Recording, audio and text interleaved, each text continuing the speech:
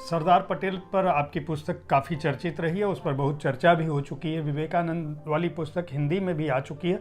खास बात यह मैं अपने दर्शकों को बताना चाहूँगा कि हिंडोल की बहुत सारी पुस्तकें लगभग सभी अनुदित हो रही हैं, अनुवाद के माध्यम से भारतीय भाषाओं में जा रही हैं। तो आप हिंदी में भी पढ़ सकते हैं, और अगर अंग्रेजी में भी पढ़ना चाहें, अगर आप विश्वविद्यालय के कॉलेज के छात्र हैं, तो हिंडोल की एक खासियत ये है कि ये भले ही अंग्रेजी के अच्छे ज्ञाता हैं और ऑक्सफोर्ड से लेके, कोलंबिया से लेके, जिनेवा से लेके तमाम दुनिया भर के विश्वविद्यालयों और कॉलेजों में इनकी अपनी पहुंच है, लेकिन इनकी अंग्रेजी बहुत अच्छी है।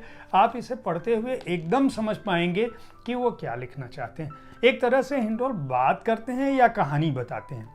इतिहासकार हैं तो वह इनका किस्सा गो फैक्ट्स के साथ साथ एक कहानी की शक्ल में आता है। इस पुस्तक में उन्होंने जिस तरह से लिखा और जिन लोगों ने इस पुस्तक के बारे में बताया है, उनमें बहुत सारे बड़े लोग हैं। मैं ये जानना चाहता हूँ कि इस्कॉन टेम्पल के बारे में, हरे रामा हरे कृष्णा आंदोलन के बारे में लगभग सभी भारतीयों को पता होगा। हर हिंदी भाषी ये जानता होगा कि कुछ अंग्रेज सड़क पर जो है वो मस्ती में जो है हरे रामा हरे कृष्णा करते चलते हैं।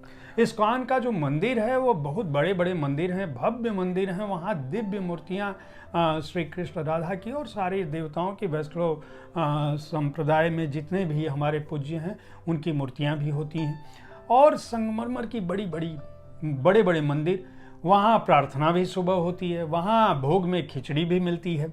इतनी चीज़ें लगभग सभी भारतीय जानते हैं। उन मंदिरों में कुछ मंदिरों में श्रीला प्रभुपाद की मूर्तियां भी हैं। लोग देखते हैं तो ये समझ जाते हैं कि ये इस मंदिर के शायद संस्थापक होंगे, लेकिन प्रभुपाद का जीवन खुद अपने आप में कितना महत्वपूर्ण था। और एक ऐसा लड़का जो बंगाली कायस्थ परिवार में अभय चरण डे के रूप में पैदा हुआ, उस लड़के का श्रीला प्रभुपाद बनना। और मैं अपने श्रोताओं को एक चीज़ और बता दूं, बहुत ही आश्चर्यजनक, मैं इस पुस्तक को पढ़ रहा था, इस तथ्य से मैं परिचित नहीं था, जबकि मैं रोज़ किताब पढ़ता हूं, आप लोगों के सामने आता हूं। आपको पता ही कि 70 साल की उम्र में श्रीला प्रभुपाद सिर्फ 40 रुपये लेकर, हिंडोल ये बताते हैं, अमेरिका गए और उन्होंने दुनिया के सबसे बड़े भक्ति आंदोलन को, 21वीं सदी का मैं कहूँ कि सबसे बड़ा भक्ति आंदोलन है जो कितने देशों में फैला है हम हिंडोल से ही जानेंगे, जाके स्थापित किया। तो मैं ये जानना चाहता हूँ कि पहली बात तो ये कि इस किताब को लिखने की प्रेरणा कैसे मिली, और मैं ये चाहूँगा कि प्रभुपाद के जीवन के बारे में कुछ चीज़ें आप हमारे श्रोताओं को बताएं, ताकि ये लोग प्रेरित हो सकें। लोगों को लगता है कि 70 साल की उम्र तो बुढ़ापे की उम्र है, संन्यास की उम्र है, हमें जो है वो चले जाना चाहिए। उस समय प्रभुपाद के मन में कौन सी ऐसी भावना थी कि वो पैसा लिए और उन्होंने, मतलब जो लोग सोचते हैं कि हमारी तो उम्र बीत चली, हमें रिटायरमेंट ले लेना है, उस समय इन्होंने एक संकल्प लिया और उसको सिद्धि तक पहुंचाया। तो किताब के बारे में भी और इनके जीवन के बारे में भी बताएं कि आपने सोचा कैसे। देखिए, ये मेरे एक छोटा सा मैं आपको कहानी बताना चाहता हूँ। कहानी बताना मेरा शौक है। एकदम अच्छी बात है ना, इससे हमारे दर्शकों को और आनंद आएगा। मैं जब एकदम छोटा था, मतलब हार्डली कितना 4-5 साल उम्र होगा, 6 साल उम्र होगा, कलकत्ते में रहते थे हम जी। हमारा जो घर था उसका जो बाउंड्री वॉल था जी, वो उसके साथ लगा हुआ एक इस्कॉन का मंदिर था। अच्छा जी। कितनी बड़ी बात है। आज मैं सोचता हूँ, तब तो छोटा था, मुझे उतना समझ में नहीं आया था। मेरी माताजी बताती थी, तब तो मैं ये रह गया मेरे दिमाग में कि वहां पे पूरा जंगल था। उन्होंने बहुत खूबसूरत पेड़ लगाए हुए थे, वहां पे वो मृदंग बजाते थे, गाना गाते थे, हरे कृष्णा हरि बोल सुनते रहते थे बचपन से। मैं उसके ऊपर, मैं वो बाउंड्री वॉल के ऊपर मुझे बिठा देते थे और मैं देखता था। एक चीज था वहां पे जो मेरी माताजी दिखाती थी, तब ना बहुत ऐसे हर रोज आते थे लोग जो पिंजरों में पक्षियों को रख के बंद करके बेचने आते थे रास्ते में।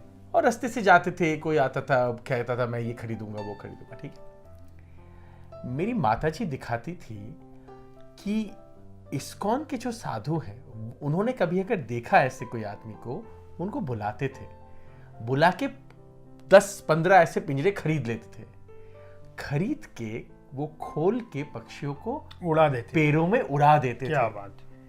मेरी माताजी कहती थी मुझसे, और तब तो मुझे कुछ समझ में, एकदम बच्चा था, पर ये रह गया मेरे दिमाग में कि देखो जीवन में ना पिंजरा बंद करने की काम मत करना, क्या बात, पिंजरा खोलने का काम करना।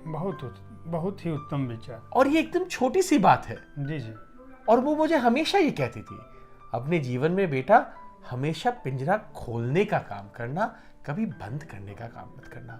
और ये देखिए, आज हम फेमिनिज्म कहते हैं, मैं आज सोचता हूं इसका एक फेमिनिज्म का भी कितना गहरा संबंध है इस बात से। जी जी। है ना, कि अगर हम कहते हैं कि ट्रेडिशनल जो हमारा है सोसाइटी में, औरतों को भी पिंजरे बंद करने का, एक ज्ञान को बंद करने का, महिलाओं को बंद करने का, पर हमें चाहिए कि खोल दे हम सारा। क्या बात। ये मेरे मन में हमेशा था, पर सच कहूं तो बहुत साल मैंने ये सब नहीं सोचा, काम में बिजी रहा, ये किया वो क्या वगैरह वगैरह। कोविड आने से पहले, कुछ दिन पहले, फर्स्ट वेव की लॉकडाउन से पहले, मेरे पब्लिशर से मुझे फोन आया जी कि जी ऐसा एक प्रोजेक्ट हम सोच रहे हैं, आप लिखना चाहोगे। एक पल में ना, मैं सच बताऊं आपको, वो पूरा याद वापस आ गया मुझे, बचपन याद आ गया। और उस क्षण में मुझे लगा कि ये तो मुझे करना चाहिए, ये किताब में करना चाहिए, कुछ भी हो जाए मैं ये तो लिखूंगा ही। और संजोग ऐसा बना कि हमने लिख दिया।